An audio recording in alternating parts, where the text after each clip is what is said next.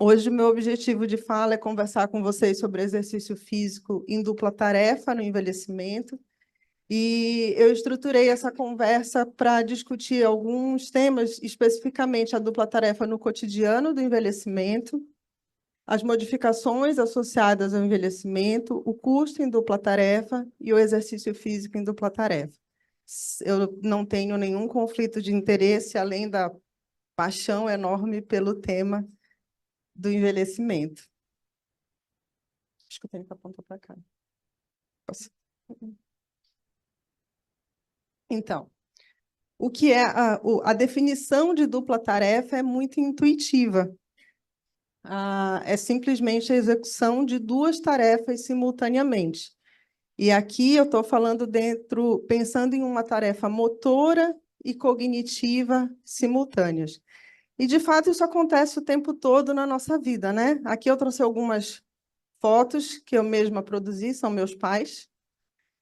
E as fotos mostram que, em dupla tarefa, eles aqui numa situação de jardinagem, ela está aspergindo alguma coisa na planta e falando ao telefone. Ele estava regando a planta, mas só o fato de estar em pé já é uma dupla tarefa, enquanto ele planejava como ia tirar a tangerina da árvore. E aqui ela estava sentada, mantendo postura, mantendo equilíbrio e lendo um livro. De fato, a gente faz atividades em dupla tarefa o tempo todo. E o exemplo mais comum é falar enquanto caminha, né? Inclusive, é um teste, é um dos principais testes de avaliação do desempenho em dupla tarefa. Não está passando. Pode. O desempenho em dupla tarefa tem várias formas de ser avaliado. Uma das formas é a avaliação do custo da dupla tarefa, que é a avaliação da interferência da tarefa adicional no desempenho em tarefa simples. E no envelhecimento, a gente tem o registro de um maior custo de dupla tarefa. O custo de dupla tarefa é preditor de vários desfechos importantes no envelhecimento. É preditor de risco aumentado de queda, de fragilidade, de incapacidades, de declínio cognitivo, inclusive de morte. De fato, o custo da dupla tarefa é um preditor já bem reconhecido do risco aumentado de desenvolvimento de declínios cognitivos e de demência vários anos à frente. Então, nessa perspectiva, o envelhecimento precisa de atenção sobre esse tema. A gente sabe que várias alterações morfológicas e funcionais ocorrem durante o envelhecimento, né? Existem alterações de substância branca, tanto do trato quanto funcionais, que ocorrem, inclusive, precocemente, as alterações do córtex. Será que eu consigo o pointer? Só aqui? Ah, não, então tá bom. Então, vou ficar aqui, tá? Olha o mecanismo. Não está funcionando, tudo bem. Então, alterações do córtex, que existem evidências que existe uma diminuição da espessura do córtex antero-posterior, mas também existem discussões na literatura sobre essas alterações de córtex no córtex somatosensorial, que para a nossa área traz uma discussão super importante, né? Porque se envolve diretamente naquilo que a gente faz. E essas alterações morfofuncionais do sistema nervoso central, elas se refletem também no desempenho em dupla tarefa. Eu vou complicar o moço do YouTube, mas... Então, essas imagens ilustram que o aumento do ventrículo está associado a um maior custo da dupla tarefa, ou seja, um menor desempenho. Assim como a espessura cortical. A espessura cortical também, a menor espessura cortical associada a um maior custo da dupla tarefa. E, como eu disse anteriormente, esse custo tem implicações, em riscos aumentados, né? Essa imagem, ela traz um estudo que compara idosos mais jovens e idosos mais velhos. não tão mais velhos, a partir de 75 anos. E hoje em dia a gente tem uma longevidade muito maior, 75 anos ainda é jovem, né? E aí ela está comparando tarefa simples na primeira linha e dupla tarefa na segunda linha. Em SSWS, uma velocidade autoselecionada e uma velocidade mais rápida. E o que as evidências mostram é que a resposta hemodinâmica aumenta numa condição de dupla tarefa. Tudo bem. Então, as respostas hemodinâmicas, aqui está medido pelo NIRS, aumentam em condição de dupla tarefa, mas elas também diminuem à medida que o envelhecimento ocorre. Isso aqui é um marcador, quando o aumento da resposta hemodinâmica em dupla tarefa é um sinal de um mecanismo de compensação que o idoso usa para poder atender a maior demanda da tarefa adicional. A questão é que essa tarefa adicional ela vai exigir o uso ao limite dos recursos neurais. E enquanto a tarefa consegue ser respondida, ok. Mas à medida que a demanda é maior do que os recursos disponíveis, ocorre a perda do desempenho e os riscos a que o idoso está exposto por não dar conta de cumprir aquela tarefa. Nesse sentido, a literatura tem discutido as intervenções em dupla tarefa para melhorar, aprimorar essas reservas, para que o idoso tenha, então, melhor desempenho, garantindo autonomia e independência, que é o objetivo que a gente tem quando a gente trabalha com saúde do idoso. O meu grupo de pesquisa, de modo especial, tem se dedicado a estudar estratégias de intervenção que possam ser aplicáveis na atenção primária à saúde. Então, todos os nossos estudos têm caminhado nessa direção e testado protocolos que possam ser realizados no salão paroquial ou num salão de escola, com recursos que a gente costuma ter disponíveis nesses lugares. Então, a gente tem trabalhado nesse formato. Intervenções, 2 vezes por semana, por 24 semanas, que sempre trabalham um estímulo cognitivo, sempre multidomínio, porque, diferente do que foi mencionado em algum momento, no idoso, a transferência de domínio não acontece. Então, a nossa estimulação tem sido sempre no sentido dos multidomínios cognitivos e associada ao exercício. Aqui, nesse estudo que já está, nesse ensaio clínico, eles realizavam exercício multimodal, treino de equilíbrio, treino de força, treino cardiovascular, sempre associado. E aqui, de novo, né, a gente está numa sala de aula, aqui a gente está no salão paroquial da igreja, fazendo treino de força em dupla tarefa. E aqui fazendo um circuito. Nesse estudo de modo particular, nós também usamos a dança folclórica, a dança regional, a dança típica.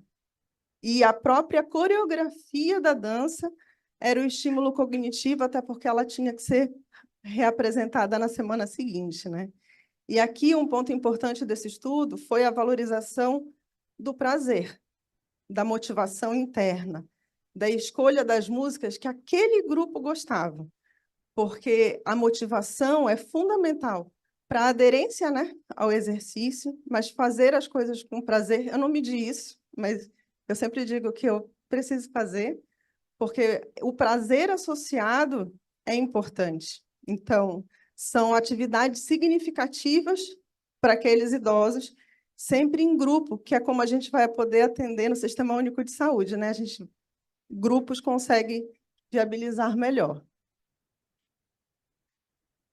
O segundo ensaio clínico que a gente fez, também nessa perspectiva de aplicação em grupos, foi já envolvendo outra modalidade, aqui a gente focou no Pilates. A gente fez também a investigação do efeito do MET Pilates em dupla tarefa, sobre as funções cognitivas e físicas desses idosos. Aqui também desenvolvemos um protocolo de 24 semanas, 2 vezes por semana, com a estimulação física associada à estimulação cognitiva, também multidomínio. Um detalhe importante aqui é que a gente precisa, para qualquer dos ensaios clínicos, a gente precisou garantir que o exercício estivesse corretamente feito, especialmente o Pilates, que tem algumas características específicas, né, de postura, de movimento, e também que o estímulo cognitivo tivesse desafiador o suficiente para cada idoso, apesar de ser em grupo, né? Porque a estimulação cognitiva precisa dessa característica. E aí, o que a gente fez foi, como a gente sempre faz, ter muita gente trabalhando junto, porque a gente precisa de equipe, né? Então, aqui sempre tinha fisioterapeuta, profissional da educação física e os alunos de iniciação científica trabalhando juntos, porque a estimulação precisa, apesar de ser planejada com antecedência, ir sendo modulada em função da resposta daquela pessoa, para, de fato, ser desafiadora. Esses 2 estudos eles já estão publicados e os nossos resultados mostram melhora de todas as variáveis de desempenho físico e funcionais que a gente testou e também cognitivos, principalmente da memória episódica e do reconhecimento de palavras. Um detalhe interessante é que no estudo que fez avaliação fez exercício multimodal, a gente tem uma estabilidade do custo da dupla tarefa em quem fez o exercício, enquanto o grupo controle teve uma queda enorme de 42% do custo, ele aumentou o custo. E aí a gente entende com isso que o nosso programa de intervenção conseguiu estabilizar, mitigar o declínio cognitivo associado à idade naquele grupo de intervenção.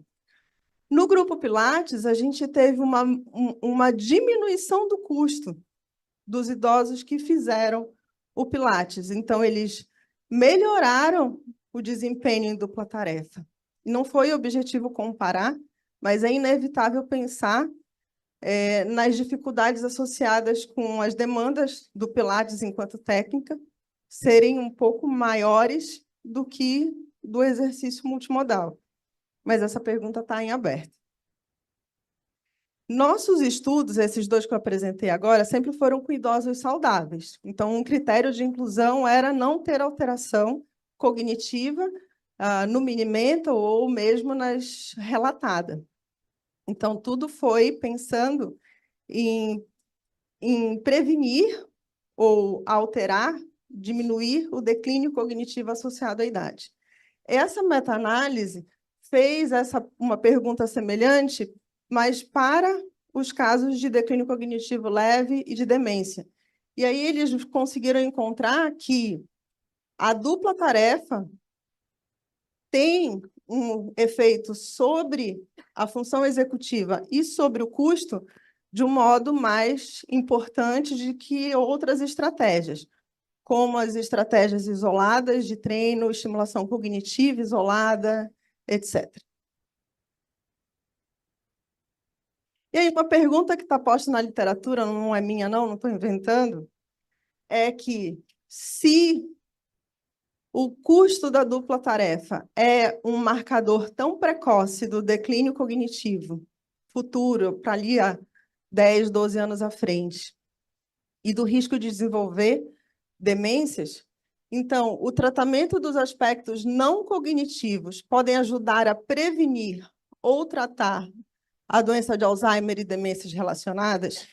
E isso é uma coisa que a gente não respondeu, mas quando eu olho o resultado de que o custo da dupla tarefa ficou estabilizado em quem fez o exercício, eu tenho uma tendência a acreditar que sim, mas, de qualquer forma, é nessa linha de trabalho que a gente tem que começar a pensar. Bem, como eu não sou pesquisadora de canabióides, eu vou tentar ficar dentro dos 15 minutos. E aí eu quero trazer as mensagens principais da minha fala, que é: o desempenho em dupla tarefa é marcador precoce do declínio cognitivo futuro. As evidências indicam maior tamanho de efeito das estratégias em dupla tarefa em comparação aos treinamentos isolados. O treinamento em dupla tarefa deve ser incluído como estratégia de prevenção aos declínios associados ao envelhecimento. E o treinamento em dupla tarefa é uma estratégia de baixo custo, confiável, eficaz e viável que a gente deve incorporar na rotina de atendimento aos pacientes, tanto na avaliação para detecção de risco, como tratamento. E aí eu deixo aqui os meus agradecimentos, os meus contatos e o convite para que vocês venham a Belém no segundo semestre, porque vamos realizar o 3º Congresso de Ciências do Movimento Humano e todos seriam muito bem-vindos.